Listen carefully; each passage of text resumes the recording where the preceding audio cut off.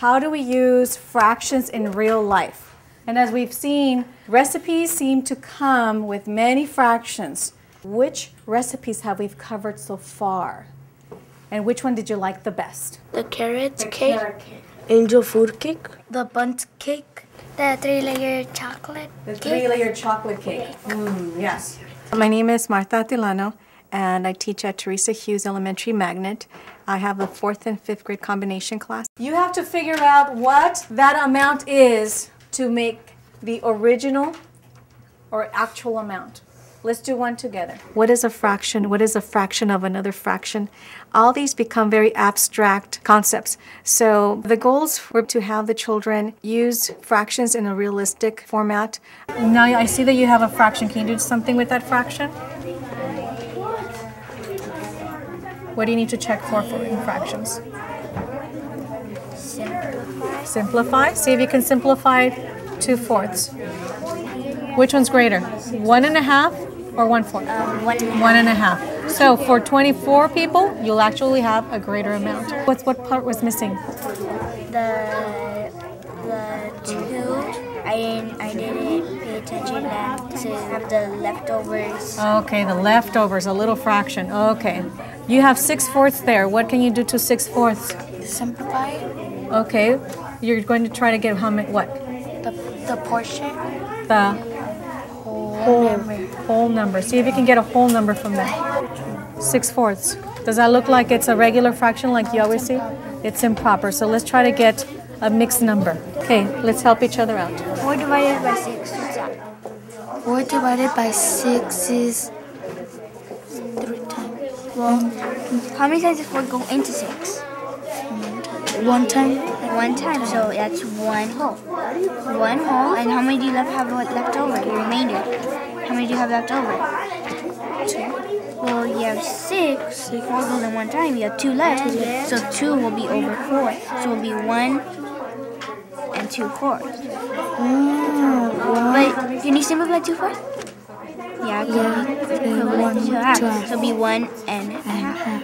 Okay. So then it would be like a mixed fraction? Yeah. Now you have 1.5, and that's your answer.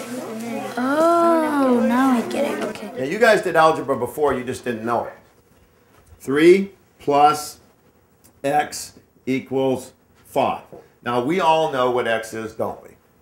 Yes. Yeah, okay. Now this is what it looked like in your 1st grade class, by the way. Your teacher didn't want to confuse you by putting in some kind of a letter. So what they did was they put this little box. Do you remember those boxes? Okay, that's algebra. My name is Brian Holland. My goals for this particular lesson was to take everything that we've already learned and trying to apply it into an algebraic format. What do I call that x? The letter. It is the letter, but there's a name that I give it. It starts with a V. The variable. You got it. Good for you, the variable. I have English learners. I always have English learners. They don't seem to feel like they have the knowledge that the other students have. Language arts, it's another animal, but math, they can grab hold of that and they can run with it because numbers in Spanish are the same as numbers in English. And you get some of that little verbiage in there, you know, and they start saying words like, you know, variable and exponent, and they shine. Something you can do that turns any fraction or any number into a 1. Something, You have to multiply by the reciprocal. Multiply by the reciprocal. Will that turn any number or any fraction into a 1? Yes. And you said multiply by the reciprocal. What is that? Turn the denominator into a numerator and switch them around. Okay, so what would it look like here? 8/7. 8/7. Yes, Cynthia, what? You could cross cancel. Ooh, that's right. We could do that, couldn't we? Okay. Which ones would I cross cancel? 8/8, 7/7. This is what you got left over. You could do the same thing on another side. Okay? Now, what is this really? 1. 1. And so what's 1 times x? X. And you got it by itself. Congratulations. This lesson actually starts off with them just figuring out the area of a rectangle and a triangle. And so it slowly builds in a very sequential step. But what I like to do then is, as they're working on these assignments, is to walk around and become more of a facilitator.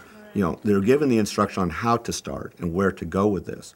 But each day is dealing with those who need a little bit more one-on-one.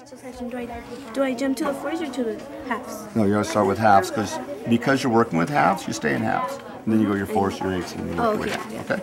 Just like when we did the lines. When we drew the lines, you measured it, bam, bam, bam, bam. And so math actually has a purpose. And in looking at the research, students learn math by doing it and applying it and making sense out of it, as opposed to just, let's do a page of division, now we're done. So then, like, how do I get, like, So you multiply these two, but since like you can't multiply them, you make them into the improper fraction? Yeah, which would be 11 fourths and 20. 1.5. Okay, it would be better if she did 40. Yeah, because that's the half. Okay, what are you talking about? Like, what do I do? 2 and 3/4 times 5 and 3/8. But you can't multiply mixed numbers. You have to put them into improper fraction. So, like, 2 times 4. I want them to sit with people that can support them. Well, I look at their scores coming in, and it's like, okay, so this student's proficient, this student's advanced. They're going to be side by side. And on the other side of that proficient student will be another advanced student. Well, they end up setting that triads. And then you put it over 32, because 8 times 4 equals 32. But then you have to divide 32 into 473. Because you can't have an improper fraction. Everyone had an opportunity to discuss with their partners, okay? Now, survey says, let me see what you got. Everyone has the value of 1. Let's get somebody to share what they did. So the equation is y minus 2x equals 1. So we already got the values of x, so I plugged in the first one, which is 0. So it should be y minus 2 multiplied by 0 equals 1. So we know 2 times 0 is 0, so you automatically know y equals 1 when you simplify. I noticed sort of like the rate of change or the pattern, because if you plug in a 0, then the difference between 0 and 1 is 1.